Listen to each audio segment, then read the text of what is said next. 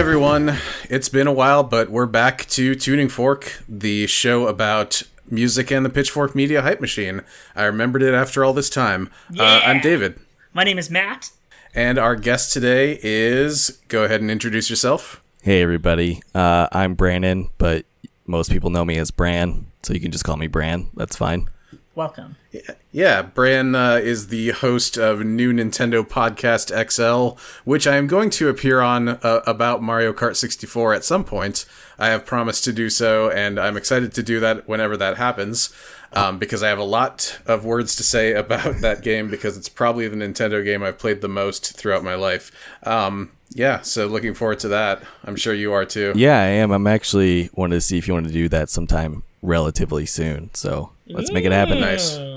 Yeah, I've been not podcasting a lot lately, so that sounds good. Pretty much same. Like, I think, other than, like, I did an HKIP, like, a month and a half ago, and I did the City Girls movie 2, both of which were, you know, an exercise in talking about negative things. Don't know if you've seen Sex and the City 2. It is not a good movie. No one should watch it, let alone watch it for a podcast, and then let alone watch it for a podcast where you watch it once a week for an entire year. Tim Batt and Guy Montgomery are braver than the troops. Absolutely. Anyway, I'm just gonna pop open this quick beeb. Nice. Let's see what we got today. We got Jam Up the Mash by Collective Arts Brewing. I don't have a podcast beer today. Yeah, same here. I mean, I bought a bunch of beers as like to have for podcast beer, and then, you know, I drank them all. So this is actually my last option. So I'm glad that I still had one beer left, and it was one of my tasty ones. We're talking about something that is better than that movie we just mentioned today. What are we talking about today, Brandon? We are talking about Grizzly Bear's 2006 album, Yellow House. Hell yeah. Yes. For me, the album that I always really liked with Grizzly Bear was always Vicatomist, because, you know, it's their popular album. It's their it's like, I mean, I guess you could consider this their breakout, because, you know, it got a high Pitchfork score. It got them signed to Warp when they were making it. So, like, functionally, this is their breakout, but that was, like, their breakout. Like, that was we're gonna be playing, like, late-night television sets. Yeah, that was their Merryweather Post Pavilion, It was their Merryweather Post Pavilion. And not their woman vocalizing men speaking backwards. Yeah, not their Strawberry Jam. Mm-hmm. If they were lucky, this album could have gotten them on Late Night with Conan O'Brien. I don't think it did, though. I don't think they got any of the songs here on TV. No, I don't think so, which is kind of weird, because, I mean, there's something about this album that kind of struck me when I was listening to it today. I was just, like, on a walk listening to it, and there were some melodies that were coming up that I'm like, I swear to God, I've been trying to, like, think of where this is from in my head for, like, a year. Because it just kind of worms its way back into my head every once in a while. Yeah. And that's also just true of the songs Knife and Colorado, because they both are particularly good, and I can give you the spoiler that they're probably my two favorites on the album. There was like a year where you could not get away from Knife as a song. Yeah. And even though, like, I've spent most of my time listening to the song Knife, listening to the Born Ruffians cover of it, the other band that made no sense being on Warp Records. Yep. And so, of course, when they needed a cover to fill out one of their EPs, they did Knife, because it was around the same year. It was somewhere before Vicatomist came out that they did. I think it might have been 2008, actually. So a couple years after its heyday. But so Brandon, when did you, like, get your start listening to Grizzly Bear? It's actually kind of not a long story, but so I would say roughly around 2006, I started to hear the song On a Neck on a Spit on Adult Swim, like during their bumpers. And I had no clue, like, what song it was, but I was like, man, I gotta figure out what this song was. And then I just didn't. They had some interesting choices for those bumpers back in the day. Yeah, definitely. A lot of Warp Records and, like, Stone's Throw and stuff. According to Wikipedia, there were 6 songs on this album that were used for those bumpers. Reprise, nice. Little Brother, On a Neck on a Spit, Central and Remote, Plans, and Easier were all used for them. Oh, that's really interesting. The only one... Adult Swim was obviously run by hipsters. Yeah. Briefly, while we are on the topic of Adult Swim bumpers, rest in peace, MF Doom. Yes. Yeah. Sure. that he is, like... He was most of them. It was him and Jay Dilla that were, like, 90% of the bumpers for a while. Mm-hmm. Yeah. Yeah, exactly. Oh. But yeah, so I heard that, and then a whole like year went by, and I would go to the library and like get a bunch of like CDs like just on loan, and one of them I picked up was the Friend EP, and so that was actually my first exposure to Grizzly Bear. And I listened to it and I was like, oh, you know, this is fine, this is good. But I still could never figure out where that on a neck on a spit song came from. I still didn't make the connection that it was those two, it was the same band. And then I heard that song again in this like CW show called Reaper. I was at my friend's apartment and it was just on, and it was in there. I was like, it's that fucking song. Like, what is this song?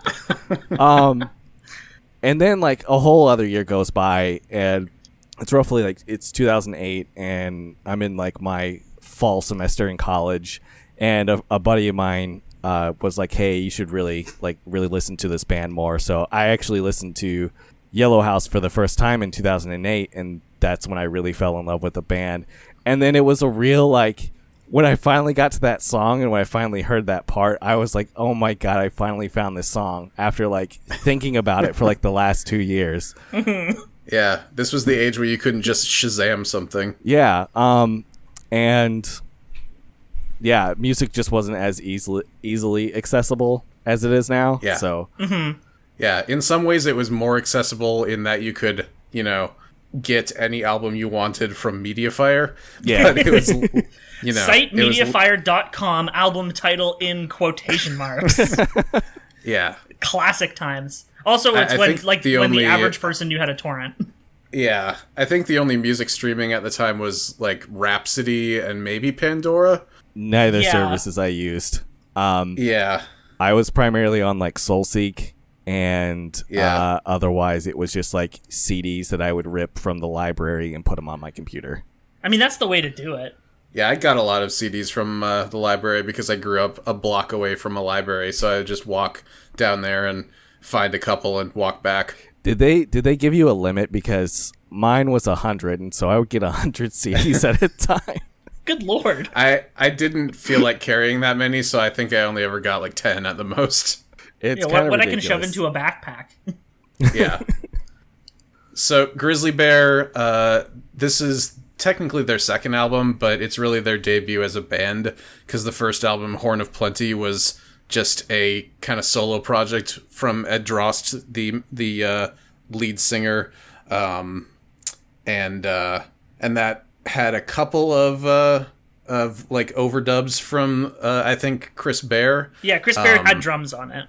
Mm-hmm. Yeah, and so that was it for Horn of Plenty. I got the reissue of that on vinyl for Christmas, and it's a good album, but it's definitely not as polished as this one.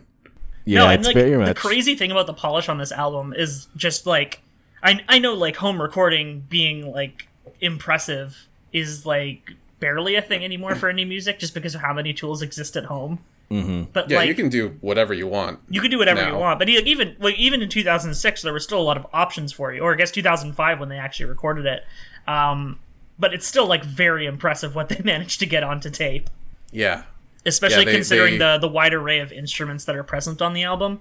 They recorded it in Ed Droste's mother's house, and Chris Taylor is the producer of it, and he produced all the rest of their albums since.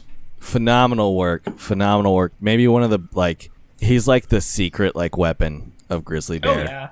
Like just like there's a lot of talent in the band, but like he really makes everything pop. He puts it all together. Yeah. I feel like with a less experienced hand, the fact that like all things considered, they don't really have like the strongest harmonies on their singing, like compared to like their influences and like the Beach Boys and stuff. Mm-hmm. And their contemporaries like Fleet Foxes, for example. Like everybody in the band has like an amazing tenor singing voice, and they all have like, you know, like you were saying, Beach Boys-esque harmonies, but right. Grizzly Bear is a little bit more loose with the harmonies, I think. Yeah, well, it's like Daniel Rawson is the stronger singer of the two lead singers. Yeah, clearly. for sure. Ed Droste has he has a nice voice, but his voice is still like it gets kind of reedy in the higher notes. But like all that considered, everything is layered in such a way that everything really sounds good. Like he knows exactly when not to have the vocals on the forefront of the mix. And this is something that was like even noticeable. Just like I was listening on some Bluetooth headphones while walking next to a busy street, and like this kind of stuff still stands out. Yeah. And that's how you know an album is well mixed. You don't need like super good headphones to appreciate like the things that they're doing with it. And that's like an extremely... But of course we have super good headphones because we are audiophiles here. Nope, I will listen to things on my shitty $35 Bluetooth headphones that I got from Amazon Selects. We're a Skull Candy family here, and we will always be a Skull Candy family. Don't say those words to me. I say as if I didn't listen to like all the music in like our heyday of Pitchfork listening, like 2006 to 2009, etc.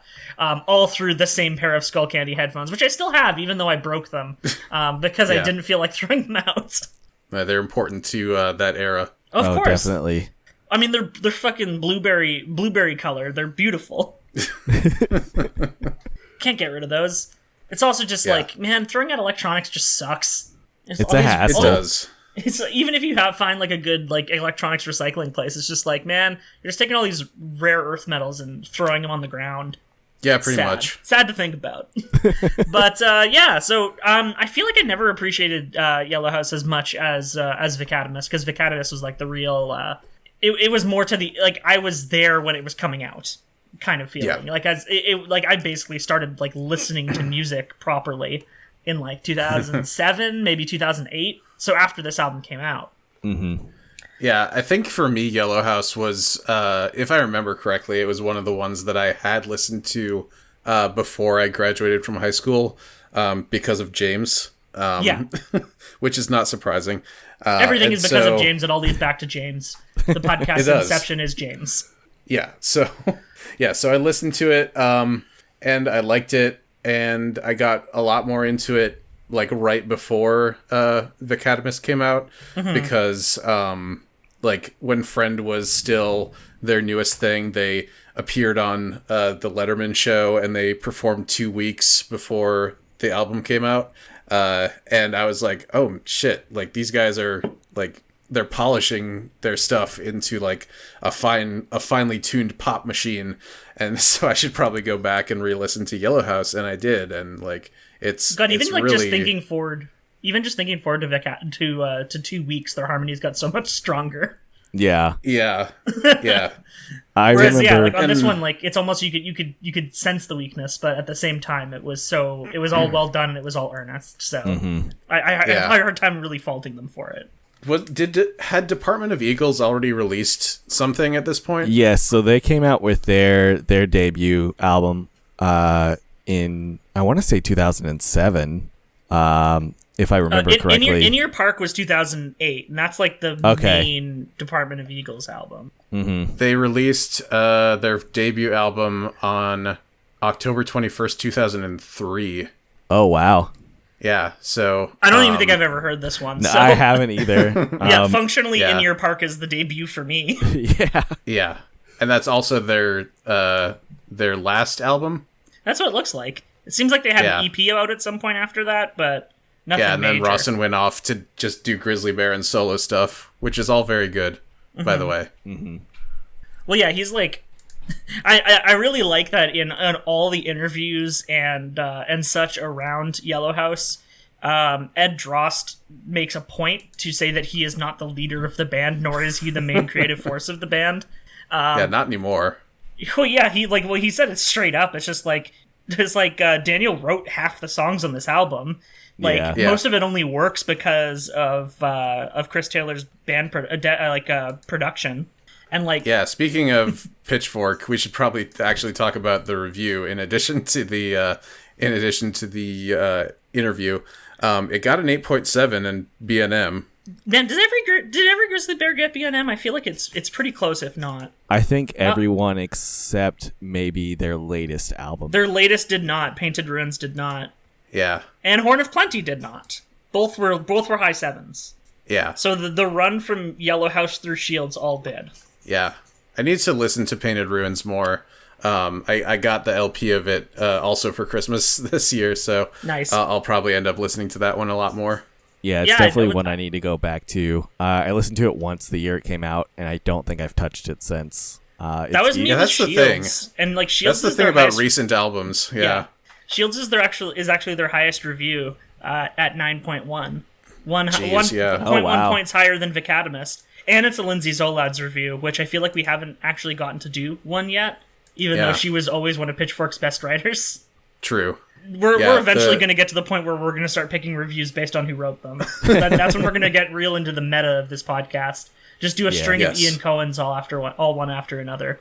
The review for Yellow House is by Mark Richardson. It's very factual and to the point. It talks about how they evolved from Horn of Plenty. It mistakes Droste's voice for Rawson's voice in at least one spot, which they call out in the interview that was published a couple months later. Which it's very funny that they do that, like the interview for Pitchfork, and not issue a correction, even just like a parenthetical. Like, it's a website. You have the ability to do this. Maybe they did. Maybe they lost any corrections they made when they moved to the new website. Maybe because there's a lot of reviews also that don't exist anymore. Mm-hmm. And Richardson still seems to write for the site, albeit not very often. He had 4 reviews for the year 2020. And most of them seem to be like Sunday reviews, which I think is that's where a lot of the longtime people do like all their work now. Mm-hmm. Although I do like it as a feature because it does mean that there's like a review written in March 2020 for Godspeed's F Sharp A Sharp Infinity. So I do love that as someone who loves that album. It's great. But it's a very just like facts-based review. Like I have a hard time like saying anything positive or negative about the review, other than like lambasting it for getting the singers wrong. Yeah, even just looking at the album credits could have gotten that one for him. So I don't remember this review at all because like for me this was not one of the albums that I listened to because of Pitchfork. Mm-hmm. Right, because it would have predated that for me as well. Yeah. Yep. Yeah, I think I heard this record. It was a little before I kind of got into Pitchfork. I kind of really started to like get more into like reading their website around like 2009. Okay, yeah. So Meriwether Post Pavilion time. Yeah, definitely. It was like that was when I was like really starting to like figure out what's cool. Let me see what Pitchfork's saying. So I mean, I feel like that was the peak of their critical relevance as a website. But like this review spends the first paragraph talking about Grizzly Bear's cover of "Owner of a Lonely Heart" by Yes. Yeah, which isn't on this album. That came out. They came out after Horn of Plenty, right? Yeah, somewhere around there. It's on the sorry for the delay. It's like a mini album that came out. Yeah, it just has mostly demos, and it has that cover, which the cover's it's pretty good. It's very much a like slow Grizzly Bear song, but it's not bad. I mean, it's a good song, so no problems there. Yeah, exactly. Yeah. It's a very good Yes song. It's a very good Yes song, despite being unlike any other Yes song. Yeah, that whole era that they had in the 80s where they moved from being a prog band to being a prog new wave band was really really interesting. But lest we continue our dad rantings. Yeah, we'll have to get Roy back on at some point to talk about Yes. Yeah, I mean, if they have a single Pitchfork review. Maybe they'll get a Sunday review eventually. Yeah, one of these days. I mean, let's pretty much anything else I could say, even from the review, would be something talking about each of the individual songs. So we might as well get into it. Yeah, that sounds like the easier thing to do. So we're starting with Easier.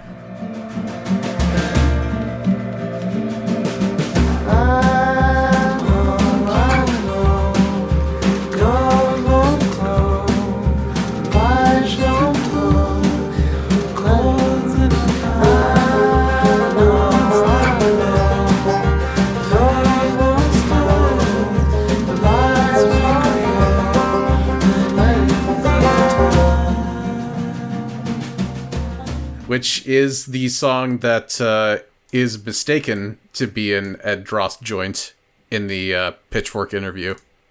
To be But fair, he is this at least one was on written the by song. Daniel Rawson. He is at least Yeah, on he the is. song.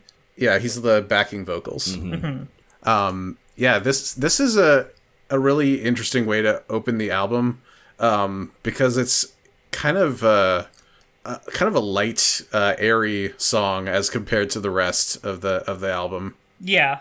Yeah, I would say, like, I don't know. I think it's extremely beautiful, the way that the record opens up.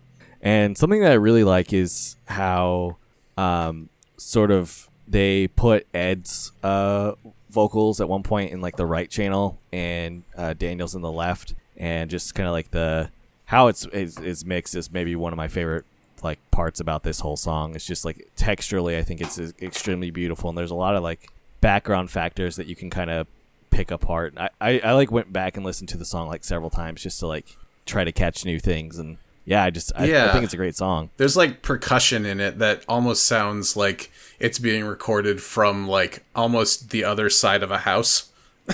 Yeah. And also there's some percussion noises in there that don't even sound like percussion. They sound more like, the ambient noise of being in an old house. Yeah, like just like the walls settling kind of sounds. Yeah, there's a lot of creaking in this album. Mm-hmm. I think a lot of that is just the way that the drums are tuned too, because that's just very like mid-aughts indie music, is having the incredibly high tuned snares and also the stick and rim noises. Yep. Everything sounds like Dodo's Visitor. Yeah, which I need to listen to again. Oh, it's such a good album. But like, I mean, that album came out 2 years after this one, but I feel like it's like the perfect representation of what the drum sound of the era was, because that song is just all sticks. It's that, and then like most of Born Ruffians, Red, Yellow, and Blue, it's all sticks. Everything is sticks and high tuned snares, and they're all over this album too, and I think they work really well. Yeah. One thing I thought that was really nice about this song is the way it kind of opens. The fact that it opens with Daniel Rawson vocals and then that like really incredibly like lush layered guitar is like a really good way of saying like, hey, it's the new Grizzly Bear right away, at the top of the album. They're just like, we're bringing you into a different spot with this one. Yeah, it's got like flute going on, like sweeping flute solos and glockenspiel towards the end. This is another edition of there's a glockenspiel on this one. There's a glockenspiel on this one. Yeah. Yes. And then those are all. I'm trying to remember who plays all of those. A lot of it's Chris Taylor. Yeah. Yeah. He's like the big multi-instrumentalist. All of them have at least 3 instruments listed, so. Yeah. Yeah. Glockenspiel was Chris Bear, apparently, so it was along with the percussion. Okay. Interesting. Yeah. Flute was Chris Taylor. And then who also played clarinet on this album, which has an interesting story behind it. Yeah. We'll definitely get there along with the rest of the album. Yeah.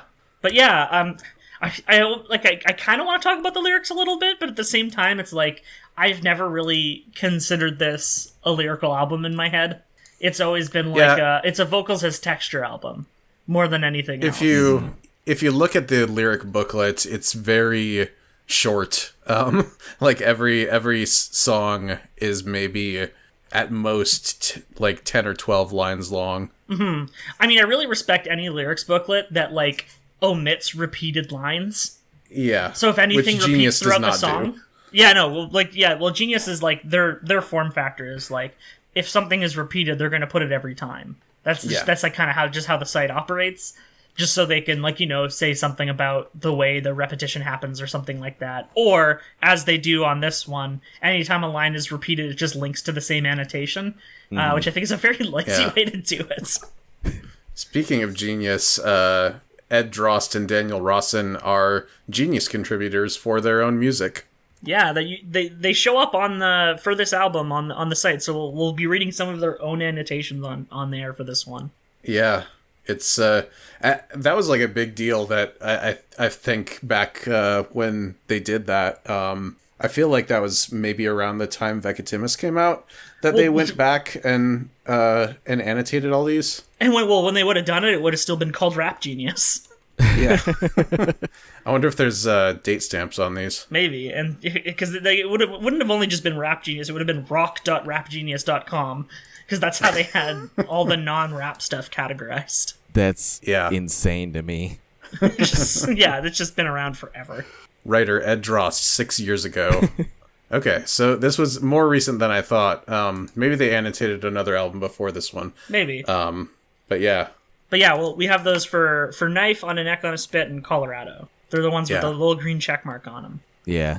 The lyrics of Easier are very like home based, like homebody type lyrics. Just kind of observational about being in a location. Yeah, well, it's also just like, you know, using the sentiment of a breaking down house to represent the relationship. Very They Might Be Giants, Still Need a Crane on that one. Yeah. So, I know, the doors won't close, the pipes all froze, just let it go. Yeah. I do love the annotation for the pipes all froze that's saying, it's about when your dick don't work. Love that. Great annotation. Yeah. Yeah. The the picture associated with that is oh my also god, it's so good. Yeah. It's a pipe covered in ice, but it definitely looks like something else. Yeah. I missed this cum, one. baby. Yeah. That's come, baby. I'm just now seeing that particular part for the first time, and I can't get over that. That's the picture that they decided to. I mean, they know what they were doing. Yeah, absolutely. Yeah. It's evocative. It gets people going. All right. Next we have Lullaby.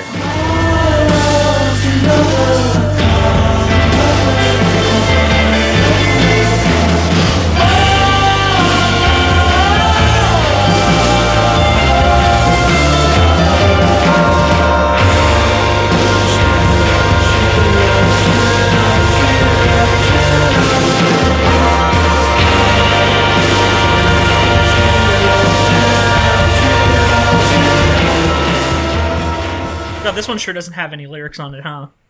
It's got very few lyrics. But Brannon, you and I were talking about this one earlier, and especially about the second half. Yeah. Mm-hmm. Oh, man. Like, so my first time listening to this record, you know, first hearing Easier than going into this, I was like kind of expecting like, okay, so this is just going to be more of like, you know, kind of a softer record.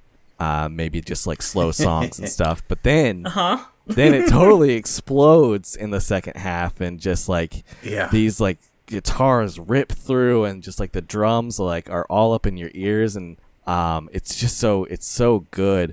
Regarding the lyrical content, Ed actually like there's like a quote from him. Yeah, it's here saying, on the Genius annotation if you want me to read it. Yeah. I kind of like vague lyrics. Sometimes they are gay, but not overt. A lot of the lyrics on Yellow House, Dan Rawson wrote, and My Love's Another Kind could be interpreted that way, and I think he's very open to that interpretation too, even though he was thinking of it as something else. That's why I relate to it when I sing those lyrics, because I'll sing those parts with him on the song. I think we're into the vague nature of it. Yeah, which I think like, really speaks to like just that song as a whole, because like you guys said, there's not a whole lot of like lyrical content.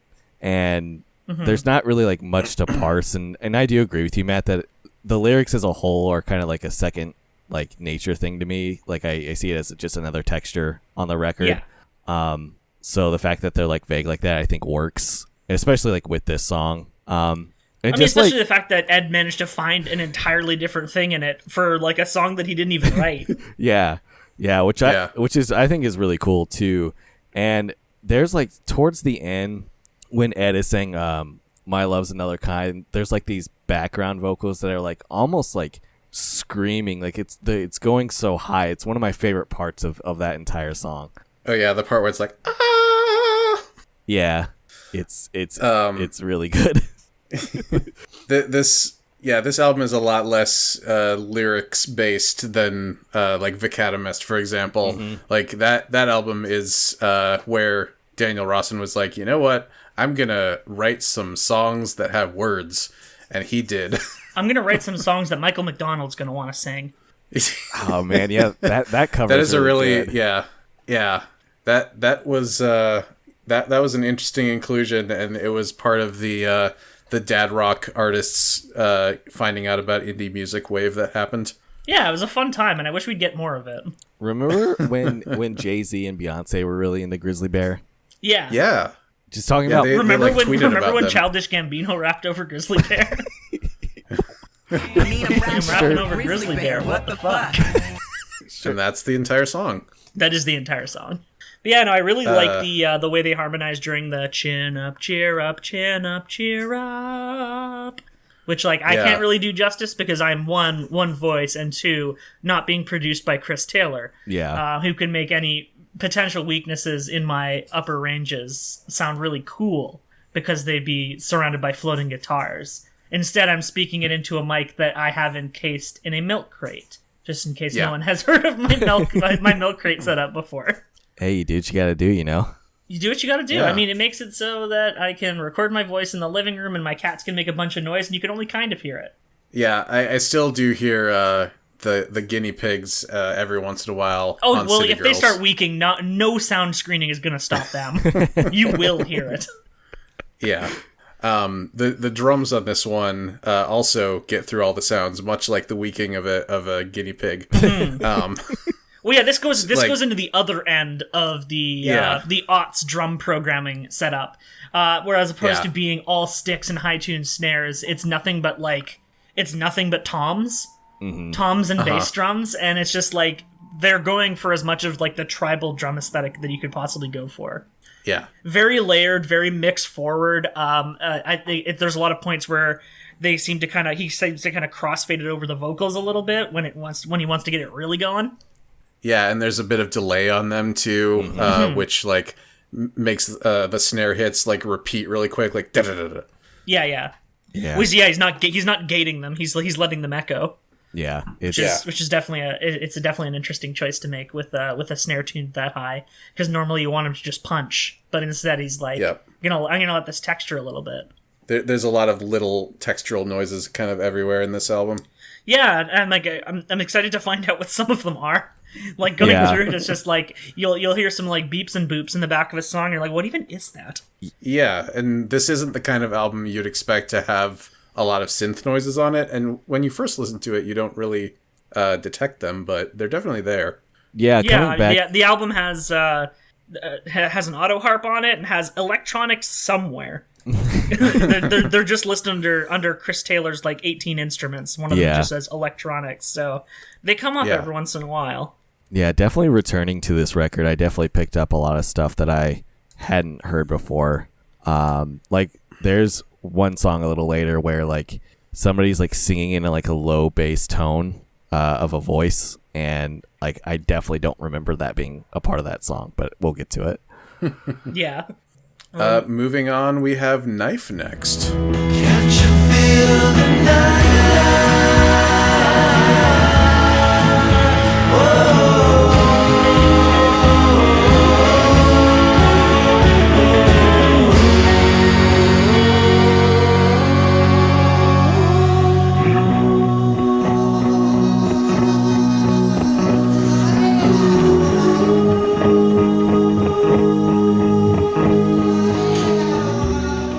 Which is the big single from this album. Just click the commentary on it, and just the first line of the verified annotation by Ed Droste is, "This is me being the asshole." Look at me, I am the asshole now. And I mean, I guess it's actually the annotation for the entire song, because the entire song is only 8 lines. Yep. Yeah, 5 lines without repeats. 5 lines 4 without lines? 4 lines without repeats, because you think it's all right. Is Yeah. just repeated 4 times as 2 lines. Yeah. Yep.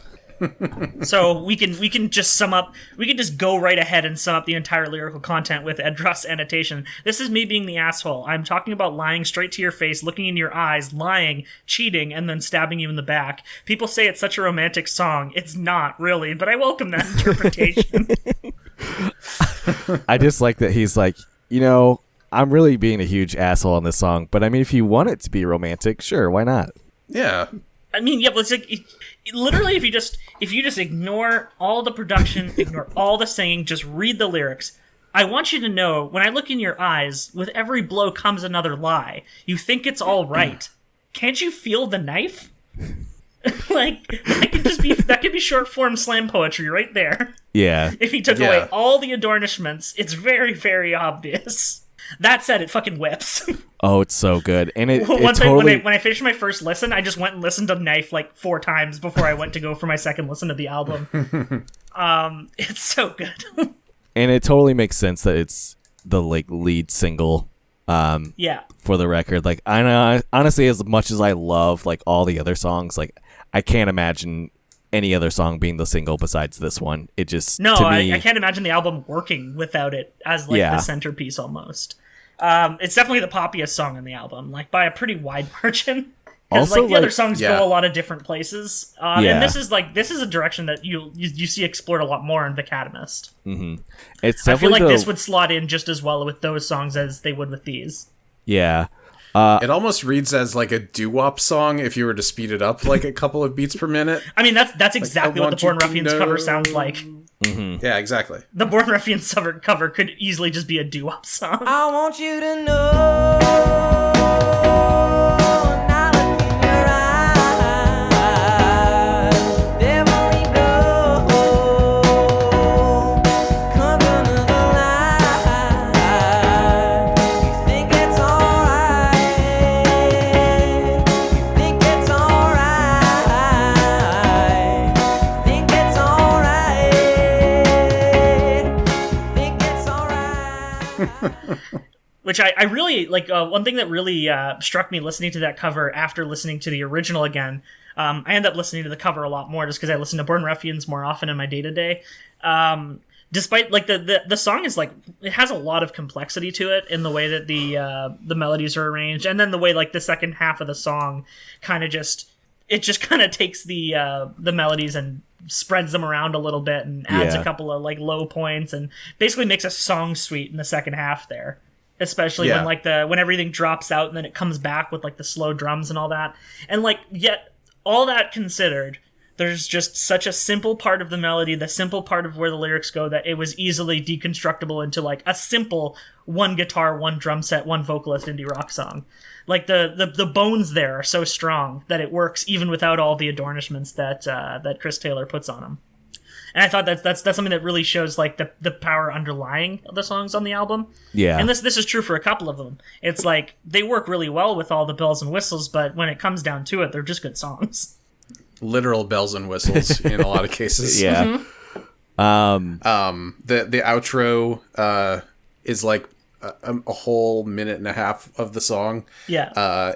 And it's like mostly just toms and bass drums and a piano that is it sounds like it's about 50 feet away in a giant hall, even though it was recorded in a tiny house. Yeah. I mean, you could have just had that on the other side of the door and gotten that effect, I think. Yeah.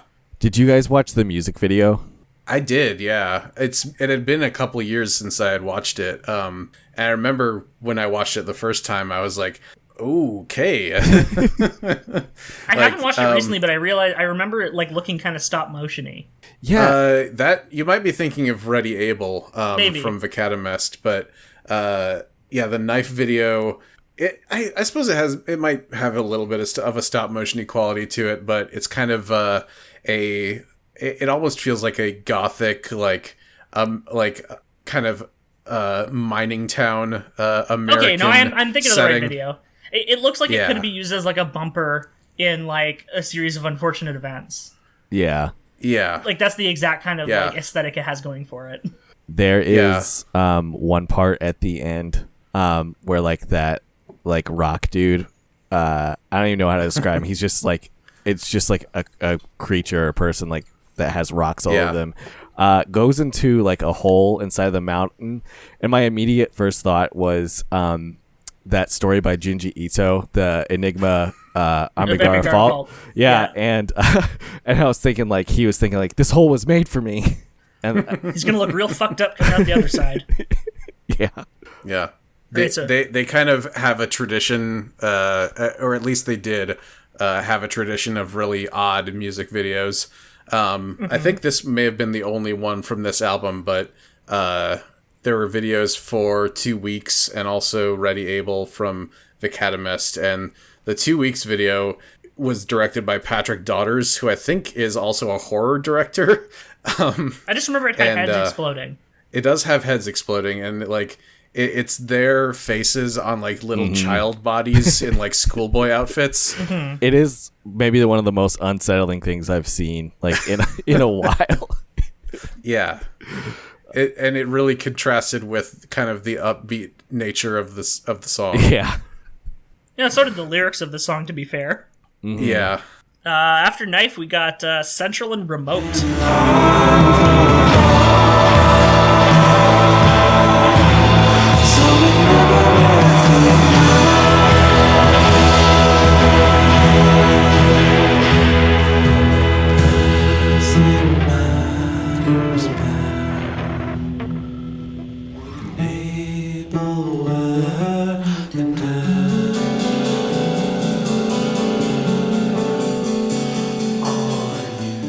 Gonna have to give this one.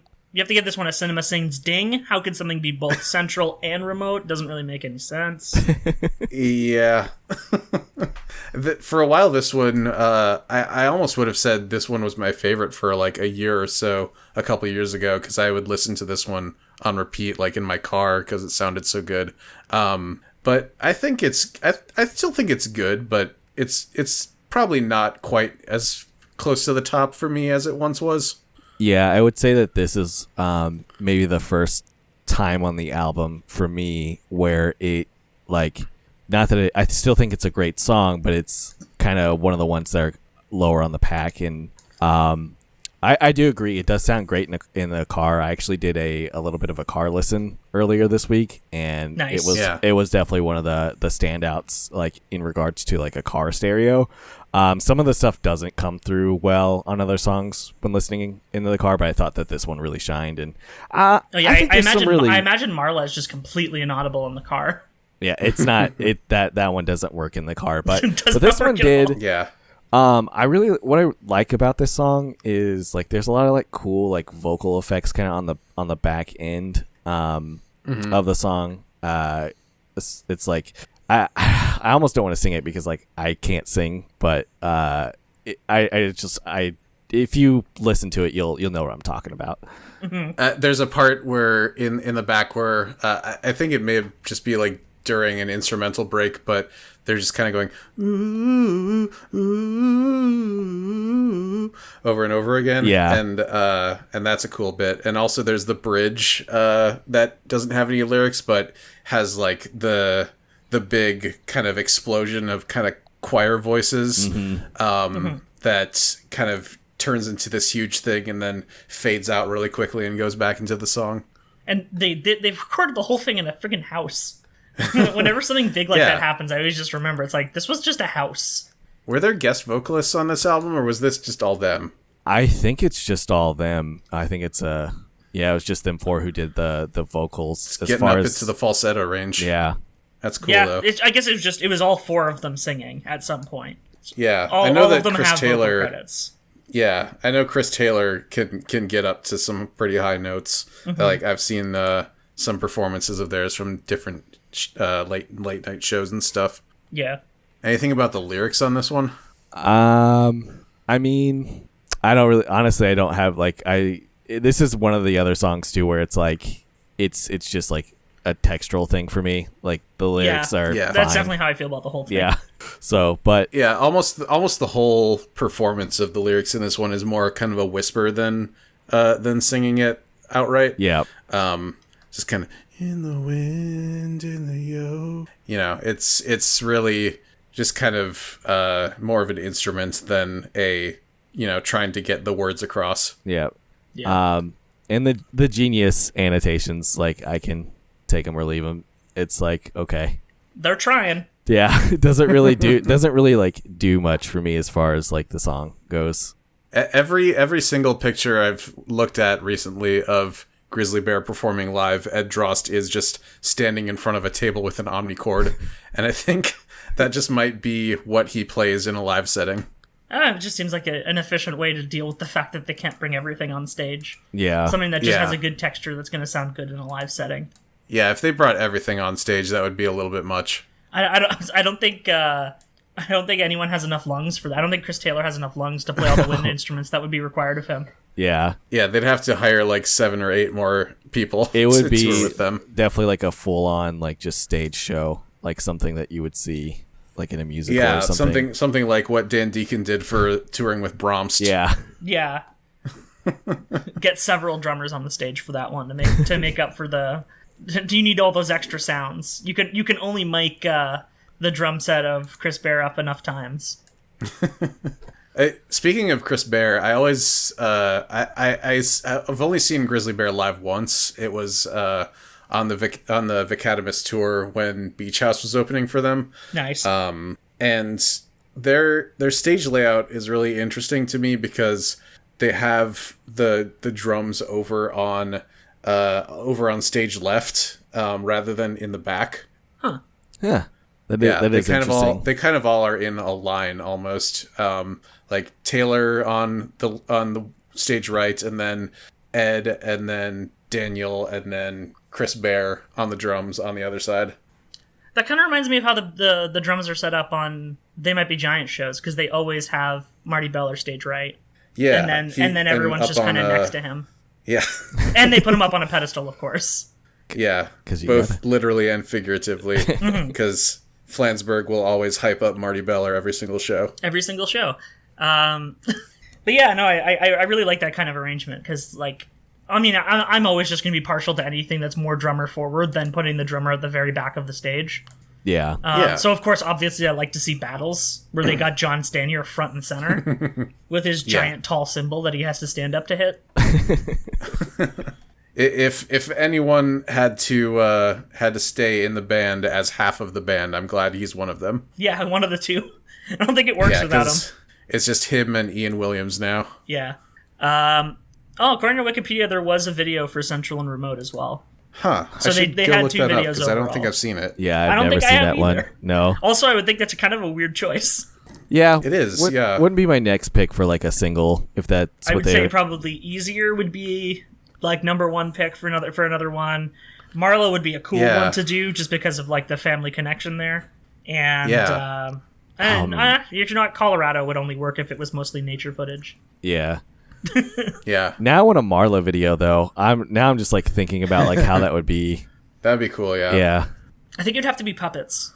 And it would have to be like sepia toned or black and white. Oh, definitely. Yeah. I mean, if it's a waltz, it just has to be a sepia toned music video. That's just the rules. But we're not there Yeah, yet. those are the rules. No. First, we got Little Brother.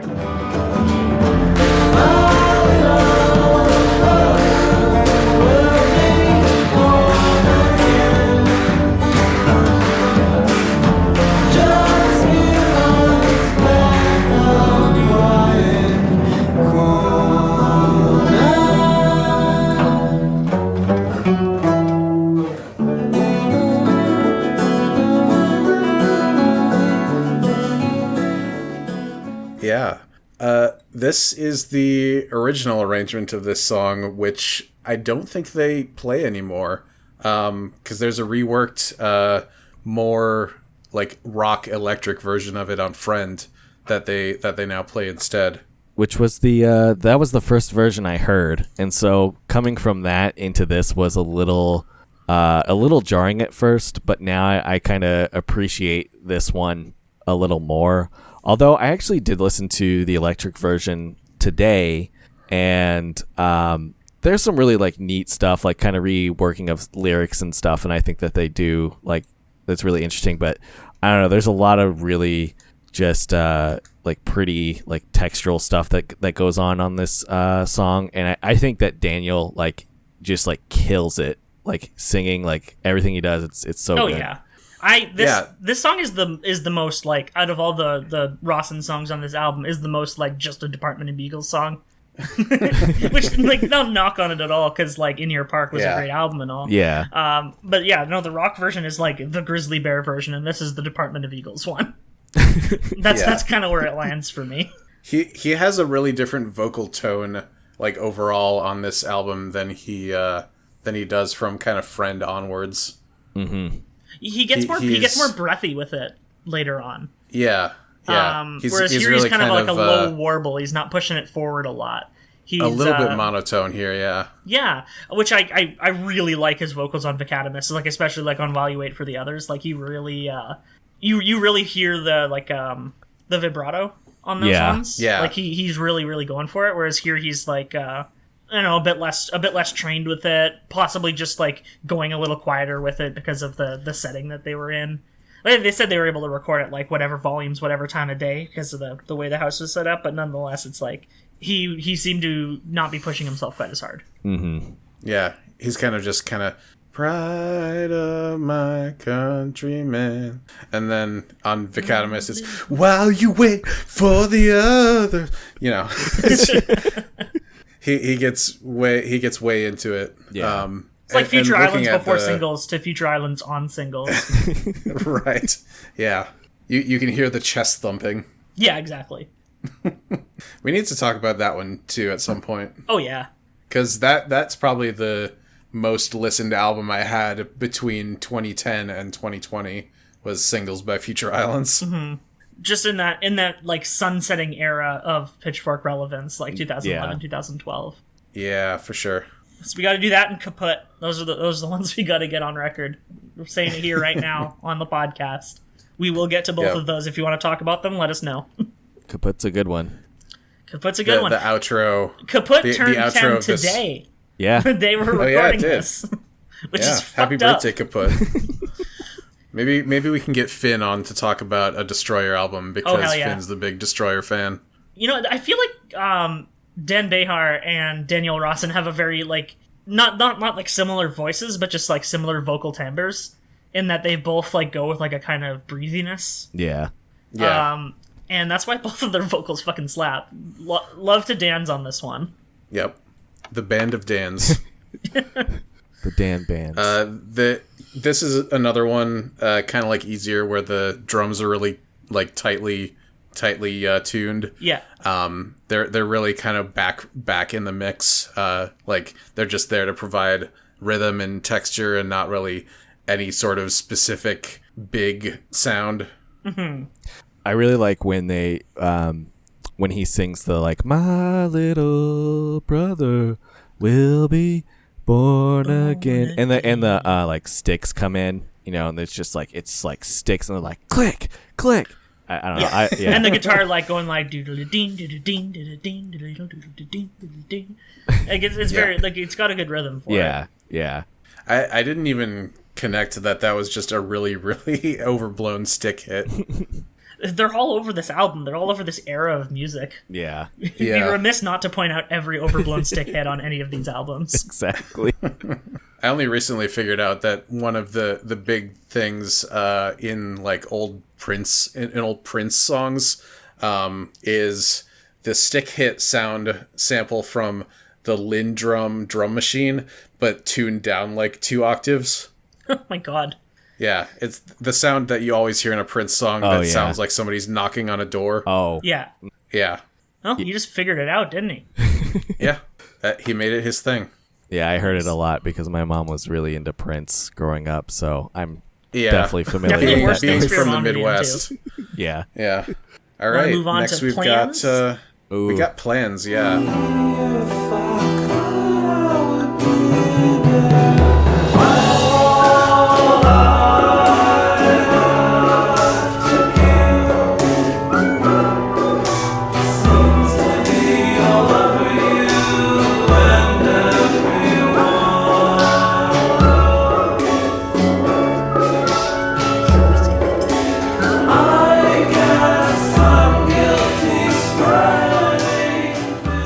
We didn't talk about the covers of Knife yet, but we can talk about those maybe after we finish the album, along with the very special cover of this song that we're all familiar with. Mm-hmm.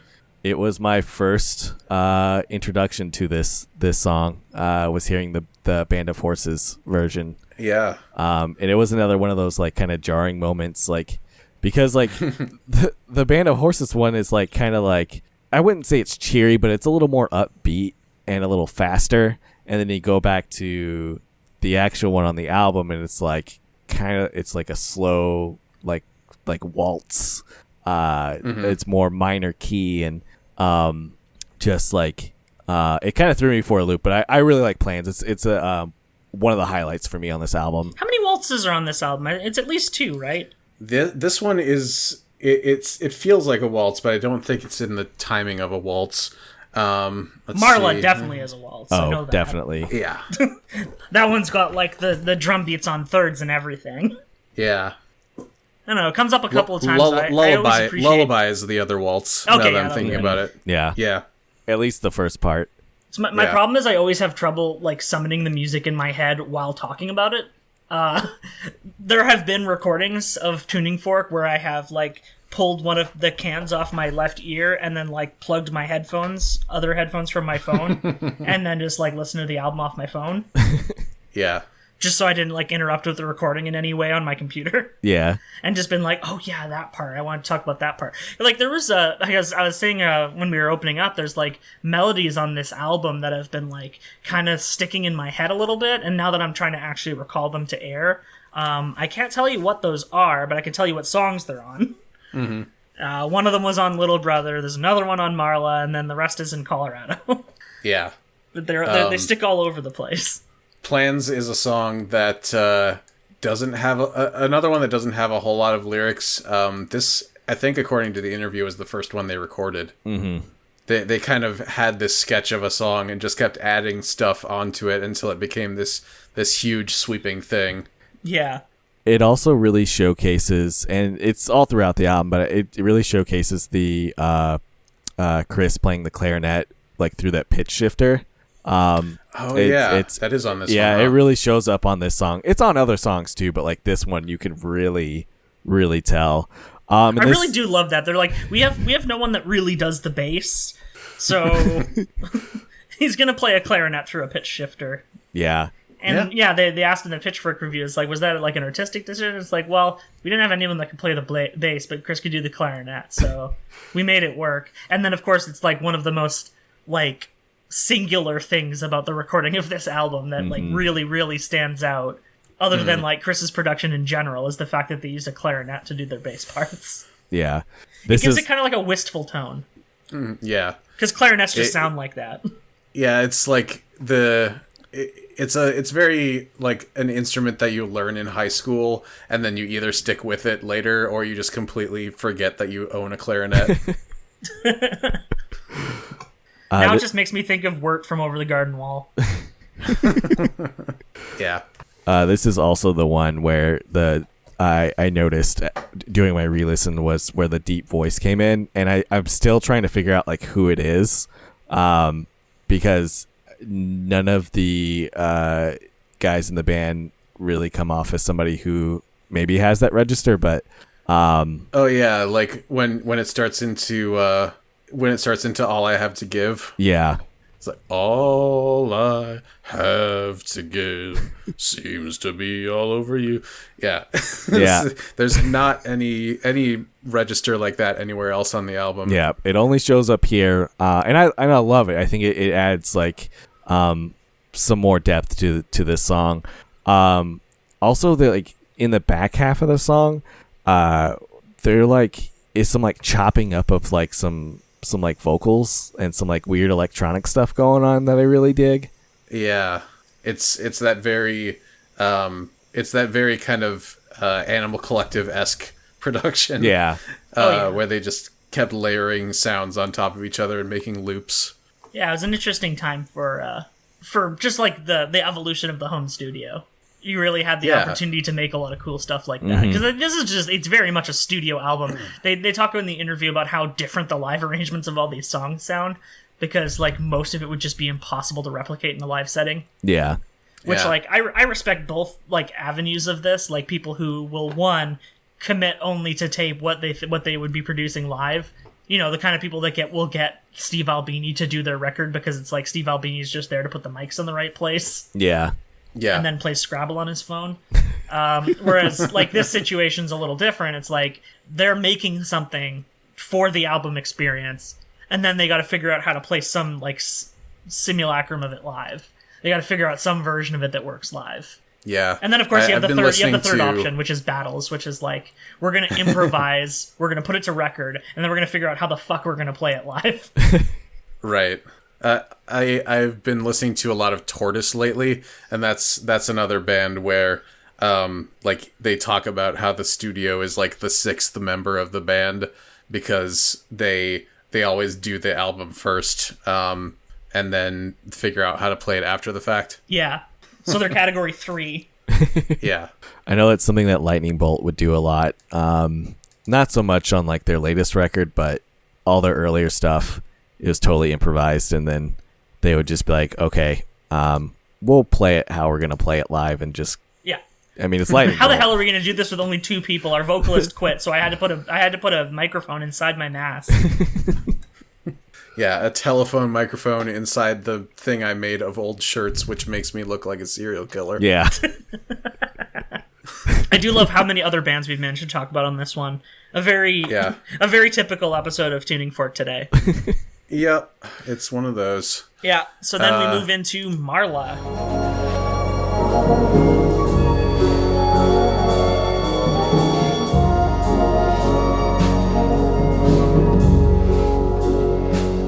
I've looked in the attic, the cellar and hall.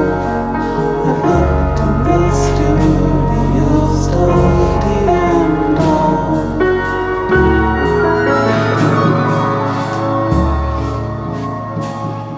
Yeah, really interesting story on this one.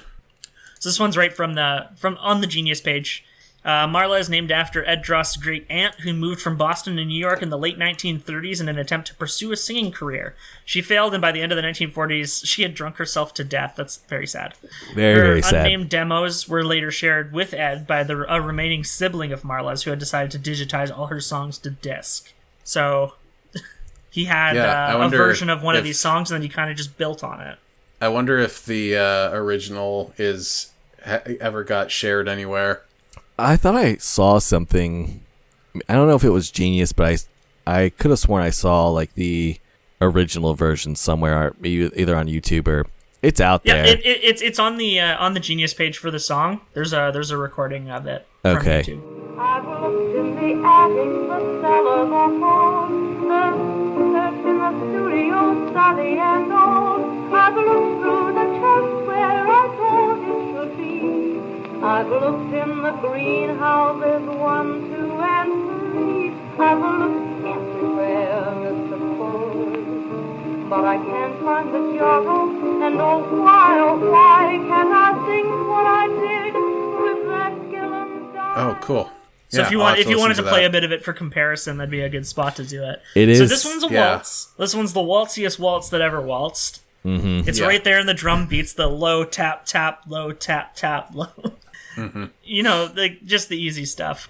This is the one that does not work in the car because everything is sung in like haunting low tones. Mm-hmm. It's just Yeah, another one that would work in a really Victorian-y setting, which I mean suits like the basic form of it being lifted directly from the 1930s. Yeah, it feels like without all the effects put on top of it, it just seems kind of like a very kind of stately, old Victorian song. Yeah. But with all the stuff on top of it that they added in post-production, it's like almost kind of a haunted song. Oh, Oh, yeah. It definitely gives the way off. it builds is nuts. Like, it really gets me. And this is like one of the spots where like the melody of it when it's building, and like they have like the drum beat and then like the basic piano playing along with the waltz. So it's like dun dun dun dun dun dun dun dun dun Yeah. dun dun, and like they're like building strings into there. And of course, the strings are by Owen Pallett, as is typical. Mm-hmm. Owen Pallett gets his little hands in everything. And yeah, no, the build of the song, like, I feel like the way it was already built off of like, a dead family member's failed singing career, meant the song already had at least 2 ghosts in it. Yeah. So like really building into that haunted energy really, really does something for it. And it's such a good headphone listen to. This is one that just like kind of, it really like just breathes when it's being like blasted directly into your skull. Oh, definitely. No, this song, I put in my notes, this song fucks in like Yeah. in a spooky way. Yeah.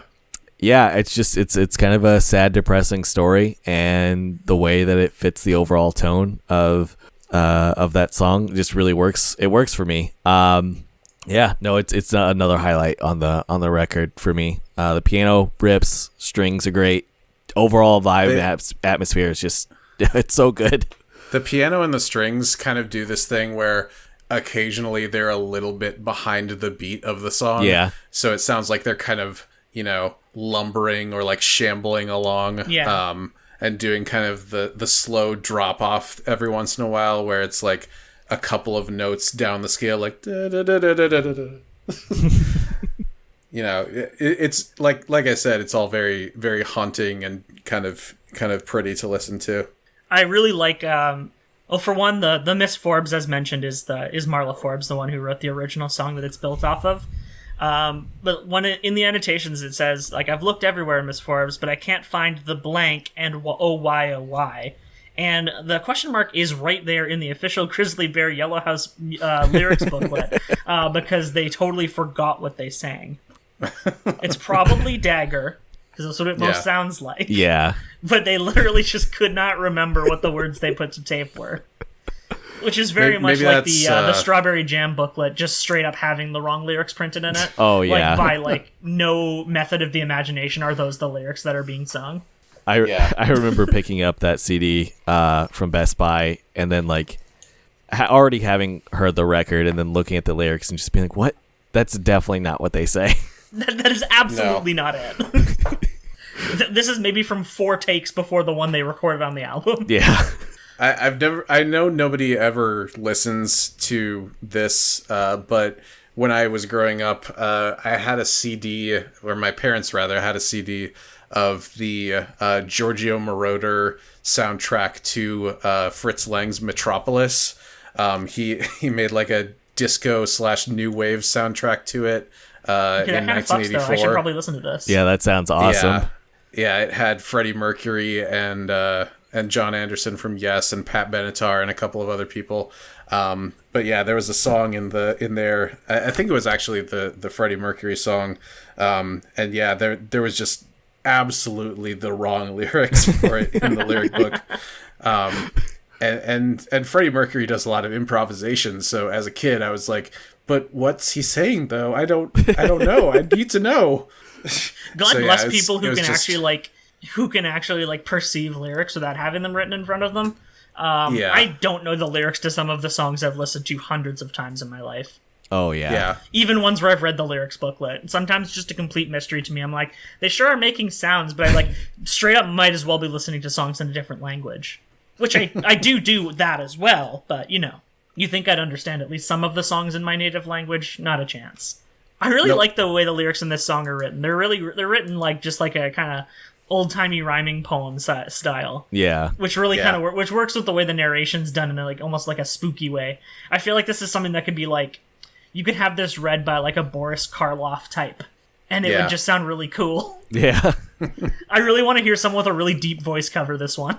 It also sounds like it would work in an old early Merry Melodies cartoon. Mm-hmm.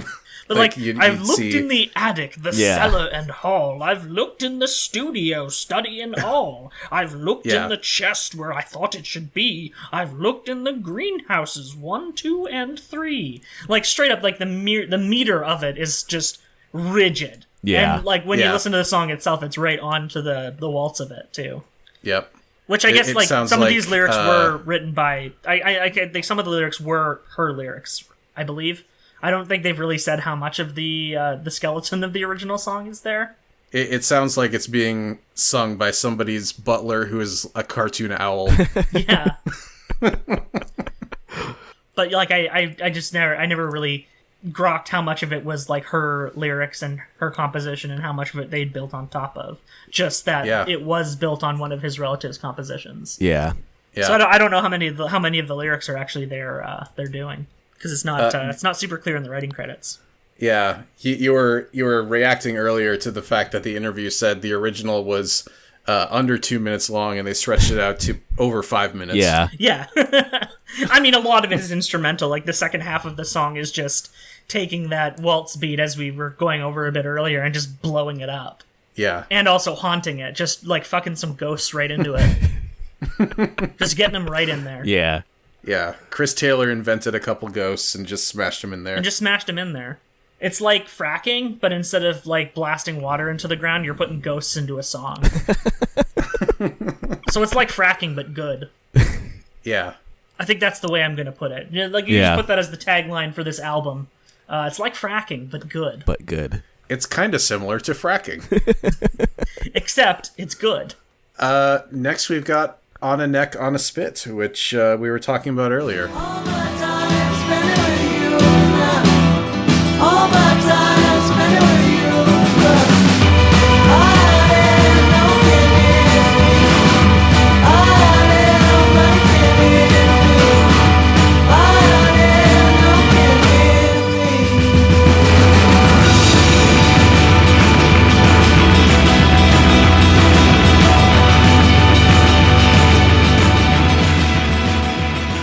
Yeah, this is my favorite song on the album. Yeah, like I said, like it was that song that I was obsessed with because I didn't know what it was for like 2 years. But Do you remember whether it was the first part or the second part that was used as the bumper? It was right when the wind like sound kind of comes in, and it's like the beginning of the second part, and it's mostly just guitar. Okay. And it's like just a couple bars of that. It's not even that long. But it was that part, and it was just like it lived in my head rent free for like 2 years until I heard it. But yeah, no, I love this song. This is another instance where Daniel just kills it. I think the banjo in the beginning part is fantastic. The banjo rules. All the guitar work on this is just incredible. I put drums rock in my notes. Yeah. Yeah, this whole song fucks real hard. Real great instrumental interlude. According to Daniel Rawson, this one is another one of the ones that has a verified annotation. The first half of the song, like the first portion of it, was written by Chris Taylor. And then it's the second part of the song that's all Daniel Rawson. Although the first part does have Daniel Rawson's banjo all over it. Yes. Yeah. I have it. I have what he said in regards to both parts. He said, "You can't come home again. Each time it's different. This song is essentially two songs combined. The first half was written with Chris Taylor. At the time, there was a lot of major life changes going on at home, and we were also going through the experience of leaving for long tours. Each time I came home, the scene had changed and deteriorated in some way. It's like the classic experience of going away and losing touch with the life you knew in your childhood." Mm-hmm. And then regarding like the second, like the each day bit that he was talking about, he said the second half of the song was written one day while the band was rehearsing up in a remote part of Cape Cod. It was a beautiful place and remote enough that I could leave the house and walk for hours without seeing anyone. The melody and words of the song came about while I was sitting out on a rock playing the guitar. At that moment, "Out here no one can hear me" was a true statement. The lyrics in the second half of that song were like a mantra, and a way of taking something a little frightening and finding some power in it. In large part, I'd say that was a song about coming to terms with myself as a loner and celebrating that. And I definitely feel like that comes through in the song a little bit. Yeah. I think it also just comes through in the fact that this song has two extended instrumental interludes. Yeah. I mean, if you're writing a song about being a guitar loner, that's one way you can do it. Just fuck around and noodle on some guitars for a little bit. Yeah.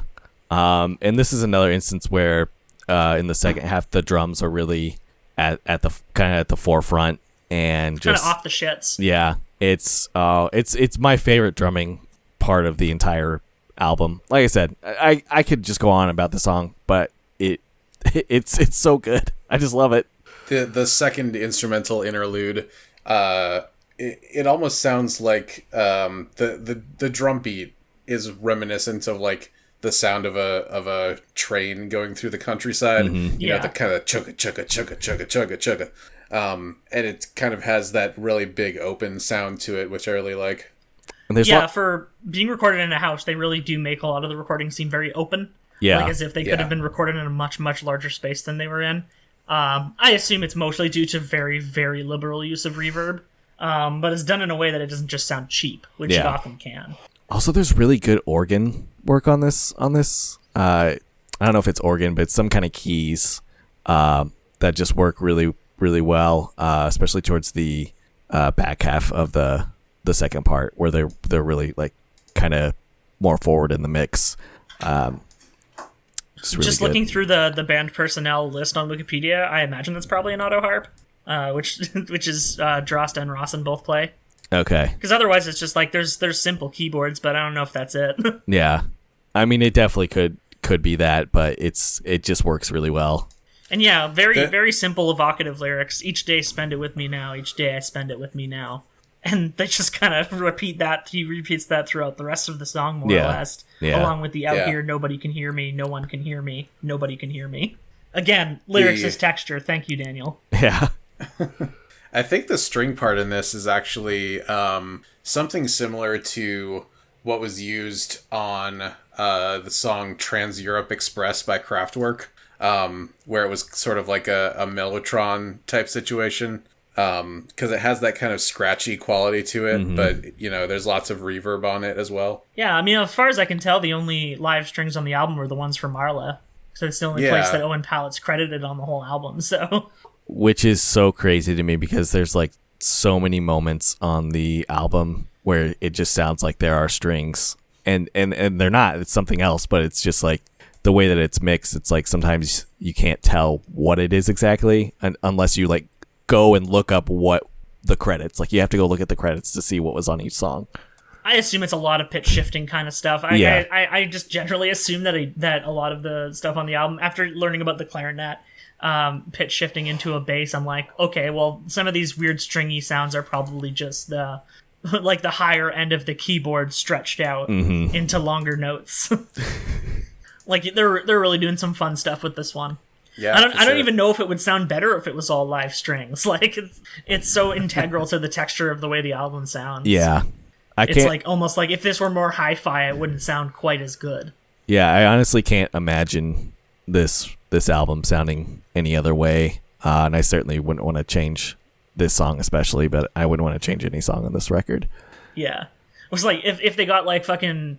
If they just got in a fight with Joanna Newsom and stole Van Dyke Parks from her before Van Dyke Parks recorded his instrumental orchestra parts for East, what would it be like if like there was that much like flowery instrumentation on this one? I'm like, I don't know if it would work the same way. I wonder like where Ed Droste and Owen Pallett got together to like where Ed was like, hey, you want to be on this album? Because like he had been working on other people's albums for a while. Like he had been on Funeral by Arcade Fire a couple years before this, in 2004, and then again after this album in 2007 on Neon Bible. Because I don't think he'd done that many things at this point, like in like 2006. Yeah, it's like there's quite a few things. It's a lot of remixes, but like he was on a remix of Don't Ask for Horn of Plenty. So he did one of those remixes there. Like I imagine it was just remotely recorded and sent over. Yeah. But like if I'm looking at Owen Pallett's just credit list right now, and it's like Jim Guthrie, Hidden Cameras, like a lot of like lesser Canadian indie projects. They probably just above, and then they probably just knew a couple of the same people, and you know they reached out and were like, "Hey, who do you know that does strings?" Yeah. So, like, 2006, the two things he did were Yellow House and Fucked Up's Hidden World. Yeah. Quite a combination. And then, of course, 2007 is 12 things listed. We got Arcade Fire, we got Great Lake Swimmers, we got Beirut, we got Montag, we got Picastro, we got Holy Fuck, we got Stars. Busy time for him. Yeah. That's crazy. He's on a Holy Fuck record. I didn't even realize that. I'm gonna have to go back and listen to that. He does the strings on Lovely Allen. Oh, yeah. Because that's the one song that's not just electronics and drums. So if you hear the strings on it, you're like, oh, yeah, those are some Owen Pallett strings going on right there. I'll have to go back and listen to that. God, Holy Fuck is a band I'd love to talk about, but they never got, like, particularly good Pitchfork reviews. And also, the idea of talking about an almost entirely instrumental album is, like, the main reason we haven't done Battles yet. Yeah. Like, we basically, like, we're going to do Mirrored at some point, because it's, like, one of the most crucial albums of the era for us. But, like, how the fuck do you talk about that album for a reasonable amount of time? We have to get someone who knows what they're talking about on. We've only This really is ever had like that once. This is like a trial run for an album that doesn't have lyrics, because Yeah, it basically it's an album doesn't. where the lyrics don't matter. Yeah. So yeah, we can use this one as practice. Yeah. So let's move on to Reprise. From the first morning light, I can follow along, just to stumble and find what turns out to be wrong.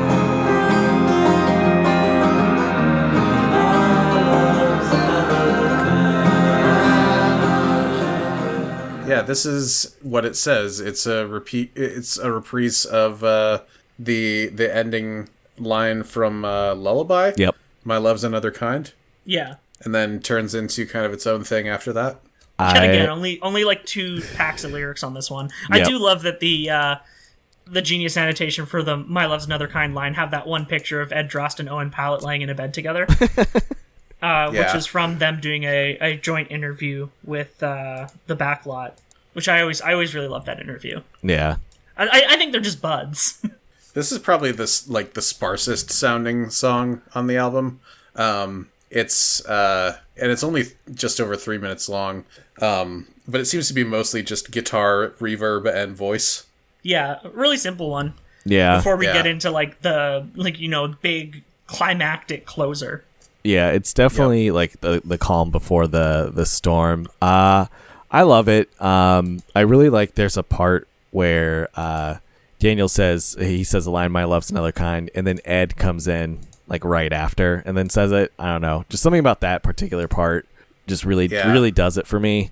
Yeah. Yeah, and just like this is just a nice like kind of quiet like calm tune. There's a little bit of banjo in there. Or at least it certainly sounds like there's a little bit. Looking at the credits here. No, it just says Probably drum. just a differently tuned guitar. Yeah. It just says guitar. Daniel and Ed on guitar, so that makes sense. But yeah, it's just like a nice little pretty song. It's another one that's kind of lower on the pack for me, but I still love it. I feel like when there's songs that are on the lower end of the pack of an album, but yet they still serve a function on the album, I think that's just like a really good sign of a well-produced album. Absolutely. Because like I feel like this is incredibly necessary to have something like relatively airy and short before Colorado comes in. It's one of those songs that is just an album song. Yeah. Like exactly. Like this isn't going to be topping any playlists. Yeah, no. Like today, you with streaming, you make playlists all the time, and you kind of forget about little songs like this, which are more of like a context piece or a mood piece for the album. Yeah. Yeah, well, I mean, anything that's a reprise of something earlier in the album, like by necessity, has to exist in some space that the other part of it also exists. Yeah. Yeah. It's like the interludes on Owen Pallett's Hipu's Clouds, the ones that are just the arrows. Like those can only really exist in the context of the album, but they're crucial to the structure of the album. Also, I just can't imagine. I think those are always really important. Oh, definitely. I can't honestly imagine like On a Neck going straight into Colorado. I'm really glad that Reprise is there to kind of like ease you in a little bit, because well, I mean, like any band that's ending their album with 2 5+ minute songs. Not to say that I don't like long songs, I often do, but I mostly like long songs in a form where long songs are more acceptable. Yeah. Like a disco electronic kind of setup. When you're doing like relatively low key orchestral style indie rock, like you gotta give me a breather. Like it's gonna kill me if you don't. And I mean, at 50 minutes, this album is already kind of it's pushing its luck lengthwise. It's not quite there, but it's past a single LP already. So Oh yeah. Yep. So I guess we can now move in to the final track on the album, Colorado. Colorado.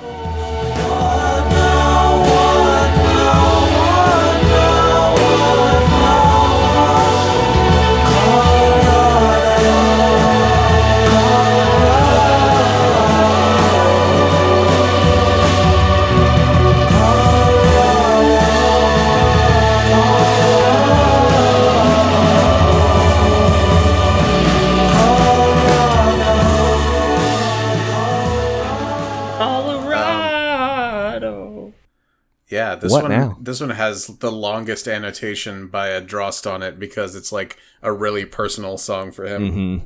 Which I had no clue, like, at all, like, that this song was about, like, what he said in regards to the official annotation. When I read that the other day, I was like, damn. Yeah, he had a relationship that was kind of broken with his dad becoming an alcoholic, and didn't really have anybody to be friends with because he was in a new state, and there was just he says 7 people in his class. Yeah, very small class. And they were all rich kids. Yeah, I like the bit he said towards the end of it. He says, I remember that spring break came along and a friend I had made said, come to Palm Springs with me. And I was like, I don't understand. He was like, in my parents' jet. And then he actually said, actually, our jet is broken and we are borrowing our neighbors. And I was like, what the fuck? I mean, even as a 12-year-old, I knew it was crazy. I mean, I still went. I had never been to California. And the lyrics of the song are literally just, when I clung to you, there was nothing to hold on tight with. You left me adrift. Colorado, what now? And then, like, the majority of the song is just the what now. Yeah. Yeah. Or the Colorado chorus. Just Colorado, Colorado, Colorado. And then, the what nows are one of my favorite part of the album. It just, they're so... The way that the instrumental builds underneath it, the way that the lyrics are kind of like bouncing around the different channels, they got like really good layering of them too, makes it really sound really full. Yeah. And then what now, what now, what now, what now, and love it. Yeah, this was... Yeah. Whenever I have to sing it into the microphone, I'm just like, okay, I like that part if I actually remember how the notes go. It was I'm definitely... not a great singer, but I can at least get it. It was definitely one of the songs I got super attached to when I first heard this album, and it was a song I would go back to a lot. This is another like top track, and I like, much like Foreground, I think this is just like an incredible closer. It's God, Foreground's like, I need to listen to The Catamist after this. I might just go spin that. Yeah, me too. It's like with this song, it's like I haven't listened to Yellow House like as an album in full. Like, it's got to be like 5 years at least. Like, that's minimum. I could literally open my iTunes and tell you how long it's been, because I usually only listen to music in iTunes. Other than like me putting this album on my phone today so I can listen to it on a walk. Yeah. But like the chorus and like later breakdown of Colorado constantly in my head. If I just see the word Colorado, it'll play. It'll just start going in there. It'll start bouncing around up there. Yeah. I actually took a trip to Colorado, and when I did, that was like one of like the mainstays in my head, because and at that point it was like 2016, and it had been like years since I've heard Yellow House. Yeah. I don't think I've even listened to it since like when Shields came out. I think I like listened to it then, but I hadn't listened to it since then. But yeah, Matt, I agree. It's a melody. It's a song that just like, it lives in my head rent free. And it's one of the only melodies that are on this album that actually like, stuck to my head with lyrics attached to it. Yeah. Because there's a couple of melodies on this album, like I was saying before, that just like kind of lodged themselves in there, and like they always seem like vaguely familiar. When I listen to the album, I'm just like, is this from somewhere? Because it's like I haven't listened to Yellow House in so long. Like, could it be that it has just been stuck into my head since the last time I listened to Yellow House? Yeah. And I think that's what it ended up actually being. Because I couldn't figure out anywhere else where any of this stuff was from. To me, this is like the album of Grizzly Bears that needs to be an album more so than the rest of their albums. Like, you have to listen to this one kind of front to back to me. I mean, I could listen to Knife by itself, but that's it's because it's a pop song. That's the only one. Whereas, like, in Vicatamist, there's probably 6 or 7 songs where you can just listen to them on their own, and it'd be fine. Yeah, it really does work as a whole, and you could... I mean, it's kind of funny that the whole thing was recorded over such a long period of time, where, like, some songs were just sketches that they built on over time, and then some songs were just written in an afternoon, and some songs were, like, start and finish conceptualization in such a short period of time that, like, they were a full year removed from other things on the album, because it just sounds so coherent together. Like, I mean, I guess that's Right. what a producer's job is, but at the same time, it's like, for a band that like functionally are recording as a band for the first time, it was like a pretty remarkable achievement. Oh, definitely. It doesn't just sound like a band like just like trying to figure things out. I mean, they are like figuring things out as they're making this record, but it really shows like how like good they are at what they do, and like how like well they were able to work with each other to where it is this just one big like incredible cohesive piece. Damn, Ed Droste was 27 when they made this album. Oh man. I knew that it was going to be something under 30, so I knew I was going to make everyone feel old all at once. Yeah. God damn. Yeah, most of the musicians we discuss on this show were in their 20s when they did the album in question. Yeah. Did you know that Edward is a second cousin on his father's side to another Ed Droste, who is a co-founder of the Hooters restaurant chain? I feel like I did know this at one point. Today I learned. Just wanted to bring that one up, Yeah. That's very good. because I had to go look up his age just so I could make that quip. But yeah, I mean, that's the whole thing. We got through the whole album. That's album, baby. That's album, baby. Yeah. This is one where I am not going to try to make a reduced tracklist version of it. I think it works perfectly in the way that it is. Yeah. Yeah.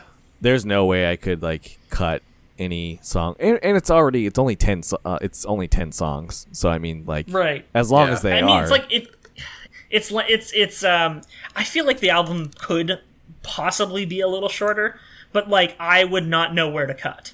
Yeah, Like that's someone with a much more like intuitive vision would have to do that. Whereas like some albums you could just be like that song, that breakdown, that verse. And it's like no problem, could easily get that, chop it off to the right length, get it under 40 minutes. No album should be longer than 40 minutes. tell that to One day we'll Sufjan. cover Have One on Me, and it'll take 3 separate episodes. Yeah, I feel like we'll only ever do one disc at a time. Yeah, but yeah, I think their album works remarkably well altogether, and it's like it's almost a little funny to me that this is the lowest rated of like the stretch of Grizzly Bear Best New Musics, because Yeah. I feel like it's the one that works most cohesively as an album. Although it's been even longer since I've listened to Shield, so I don't know how much that holds up. I'll have to actually go spend some time with them again. Yeah. That one I checked out a little bit this past week, and I certainly enjoyed listening to it. But listening back to Yellow House and Vecatimus, just like at first, if somebody were to ask me like what my favorite Grizzly Bear album it would be, I would maybe say Vecatimus. Yeah. But listening back to this record, it's hard, man. It's hard because they're both. I might say some of my favorite songs are on that one, but I think this one does work better as the piece. Yeah, like this is a better and like album. that's really how you kind of have to think of things when you are trying to consider what the better album is. Yeah. Like even if you're doing like you're trying to compare, it's like which one's the better album and which one has the better songs. Those are not necessarily the same answer. Yeah. Yeah. Right? Because like this one has such like a gift of sequencing. Like it's like every space is given the right every song is given the right amount of space to breathe and move around in. And I think that's like a pretty remarkable accomplishment, considering the constraints under which it was recorded. Yeah. And the fact that they like recorded most of this within a month Yeah. is They did some practicing, yeah. but otherwise, yeah, they pretty much just hashed it out. They hashed it out and then didn't touch it for 2 months.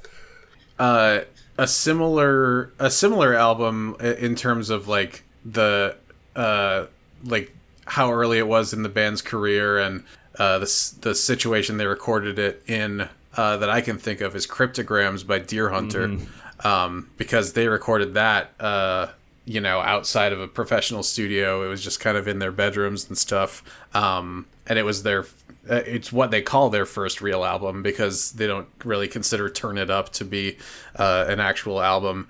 Good on you for admitting the final word of that title. Yeah. Yeah. Yeah. And that's that's another one where it just ends up being way more than the sum of its parts to me. So it's cool that bands in the mid-aughts like this were able to kind of create that kind of sound with what they had. God, and if you were to ask me, like, which of my favorite Deer Hunter albums, I would probably say Microcastle before I'd say Cryptograms. So what you're basically telling me is that when we do a Deer Hunter episode, we have to do Cryptograms, so I can reevaluate my critical opinion. They're another band Right. where people would often confuse who the singer on a song is, because they would get Lockett to sing some things. They'd be like, wow, Bradford's voice sounds really nice on this. It's like, no, that's the other better singer.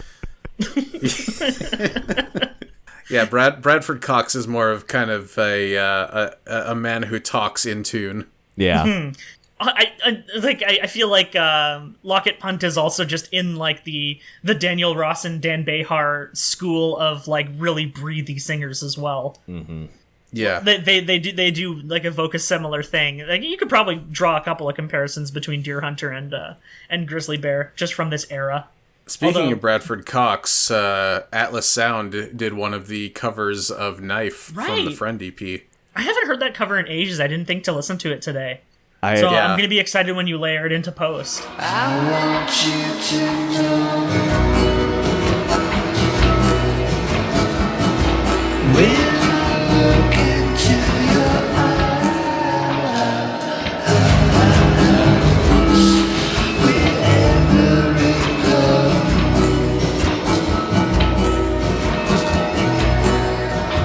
close another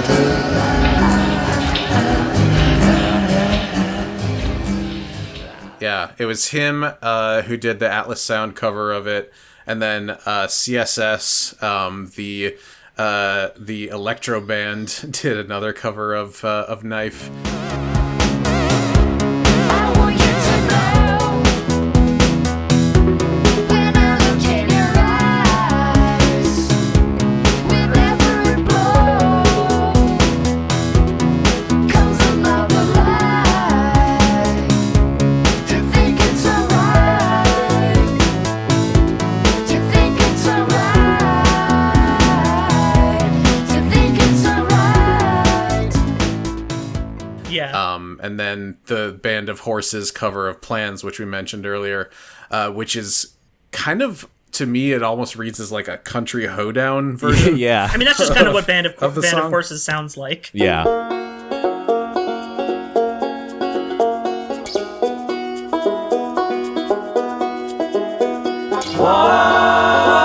from Argentina. Such a strange predicament. We find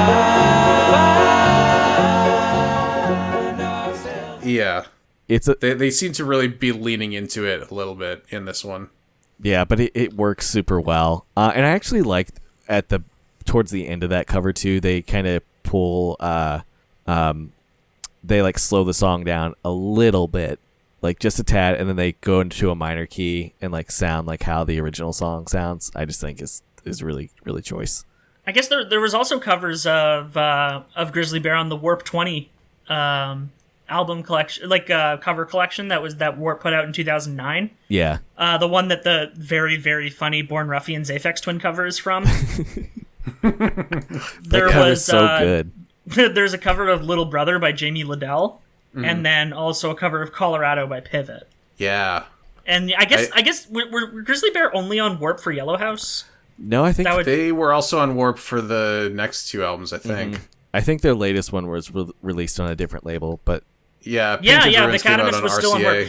I just find it funny that, like, I mean, I guess Vicatomist came out the same year as Warp 20, so I guess it would make sense Yeah. that they would only be doing Yellow House stuff then. Because like, it's kind of weird that there's no Vicatomist stuff on here, given how huge that album was. yeah. But it was released only like 4 months before this covers album, so I imagine Yeah. they didn't really have time to get that together. But yeah, a lot of good covers of Grizzly Bear stuff. Because as I said, Yeah. it's like all you could say about Chris Taylor's production acumen and how he gets everything like together and sounding like a Grizzly Bear song. The bones are strong on all of it anyway, so someone can make something work really well even without all the flourishes. He also had Like how good Joanna Newsom sounds when it's just her and the harp. yeah. Still good. Yeah, it slaps. He also had a hand in that Twin Shadows first record. I think it was released on his label. And I think he does a really good job, like production wise, on that record. And if you're like interested in like just him as a producer, like it's definitely worth checking out. Right? Yeah, he does terrible records. That's his thing. Yep. I'm just looking at his. I'm looking at his production credits right now. Oh, he did horns and clarinet on TV on the radio's Return to Cookie Mountain. Now that's a good friggin' album. Yeah, that makes sense. It was the time in early Pitchfork where they decided to remember black people exist. Is when they covered TV on the radio. Right. That's the only time. Until they started covering rap. That's another one we'll have to get to at some point. Oh, it's it's that or Dear Science, and they're just such completely different records. Oh yeah, absolutely. Like it's like covering two completely different bands. Yeah. And yeah, so he is the producer on Forget by Twin Shadow, and also the producer on Kishi Bashi's Sonderlust, which is another great record. I think my favorite track on Yellow House is probably Lullaby, just because of that huge outro with the chin up, cheer up. Yeah. And yeah, that's the evocative, gets the people going bit for me. Yeah. We got to mention it every episode. Yeah. What's evocative? What gets the people going? Yeah. And Brannon, you said yours is on a neck on a spit. Oh yeah, especially when it goes into that second bit, for a lot of different reasons. But yeah, I just think that whole song whips. Yeah, I'm just gonna be a dipshit and just say knife. Like, I'm always really gonna be attracted to the singles on an album. They're gonna be the things that I'm gonna grab onto the hardest. It's such a good fucking song, though. So I mean, like, it is a good song. Yeah. But I'm like, I'm the guy at the Animal Collective concert saying "Play My Girls" because I just want to hear it. Shut up and play the hits. Yeah. Unironically, yes. Daniel Rawson is the panda bear of Grizzly Bear. Yeah, kinda. The formerly less forward member that kind of took over and did a lot of the best songs. Yeah, that sounds about right. Mm-hmm. Yeah. Just saying the panda bear of Grizzly Bear sounds wrong, though. Yeah. I feel like it's a sentence that if you shot it back in time would get you shot by at least 2 different Pitchfork contributors. Yeah, there's too many bear bands. There are too many bear bands. And I mean, this one actually has someone with the name Bear in it, so I think they're more valid. That's true. Yeah. Which I love. Ed Droste is the Grizzly, and Chris Bear is the Bear. The rest of them don't get names because they joined later. I just think that's funny because it's like pure happenstance that his last name just happens to be Bear, and then he's in like this how band. There's 2 guys in ZZ Top with a beard, and then another guy without a beard named Frank Beard. Lest we forget. Anyway, now we're just talking shit. So I mean, I guess we can close this one out. We're already running long. Mm-hmm. Yeah. Well, Brannon, thank you so much for joining us. Anything you want to plug before we call this one? Yeah, thanks first I just want to say thank you guys for having me. This is a show that I love. I love listening to you guys, and it's just been an honor to be on the show. So I want to just say, excuse me. I want to say thank you to you both for having me. Yeah. As far as plugs, my podcast, New Nintendo Podcast XL, is a little bit on a hiatus, but I'm looking to reactivate that like relatively soon. So I want to do a call out for that real quick. Just like I'm changing the format of the show slightly. It was more Nintendo focused, but now I'm just going to open it up to all video games. So if you have a game that you want to talk about, like definitely feel free to come on the show. We'll talk about it and just have kind of a low stakes conversation, and it'll be a good time. So you can reach out to me on Twitter at BRNHoff. That's sort of like my main like public Twitter. And then I also do a radio show like at least once a week. It's on Mixler, just mixler.com/CTW radio show. So feel free to check that out. And I have something coming within the next month, but I can't talk about it right now. But it is something that is extremely unhinged, and I can't wait to share it with the world. But that's all I'll say. You know that's my favorite shit. Yeah. But as the person definitely... as the person who approves all the stupid podcast ideas that people send to me at Noise Space, I'm of course a big fan of people suggesting bullshit. So let's go. Yeah, definitely listen to CTW. It's how I found out about a couple of bands that I've been listening to a lot recently, including including Fly Pan Am, which I had never even heard of until like a couple months ago. Oh yeah, one of the best like post rock like Godspeed adjacent bands that I really like. They share at least a couple members, right? Yeah. There's some crossover. I mean, they're on Constellation, so Yeah. they gotta. Yeah. I'm pretty sure everyone in Constellation Records sleeps in a big bed together. like straight up, just like one of those super wide beds where everyone has their little sleeping caps on. Yeah. That's how I imagine Constellation Records, except they're all wearing suits and none of them are smiling. It's my impression of Constellation. Matt, you want to go next? I'm Matt. You can find me on Twitter at MattGCN. I will occasionally do podcasts, but not very often. Basically, someone just has to say, hey, Matt, do you feel like doing a podcast somewhere in the next 2 to 3 weeks? And I'll say, maybe I will crawl out of my hole and deign the internet with my presence and give my superior takes to the online. And then I crawl right back into my hole and keep working on, like, I don't know, a fucking Pokemon fan game or something. You can find me on Twitter at MattGCN, as I said, and then my podcasts are all on Noisespace. That's noisespace.xyz. That also happens to be where this podcast is hosted. It sure is. All powered by Pinecast, which is the #1 podcast backend service. Why are people still using Libsyn in the year 2021 when Pinecast exists? Yeah, it's been really nice to use. I'm David. You can find me at Daves with 3 V's on Twitter. I make music as Spinning Voices. It's synth pop mostly lately, but also chiptunes. I've been doing those since 2008. You can find that at spinningvoices.bandcamp.com. Bandcamp Friday is coming up on February 5th. Just calling that out for no related reason. Just toss it into your wish list and then hit that purchase button right when it rolls over to 3 a.m. Eastern time. Yeah. And get to it. Yeah, and thank you to Animal Style for the use of the theme song Open Air from the album Open Air. And thank you to Nikki Flowers for the cover art for the podcast. Hell yeah. Buy Nikki's music. It's great. Yeah, also that. Yeah, buy Nikki's Nikki music Flowers. on Bandcamp Friday. Yeah, nikkiflowers.bandcamp.com. And as we always say, I'd never seen a shooting star before. I'd never seen a shooting star before. I have never seen a shooting star before.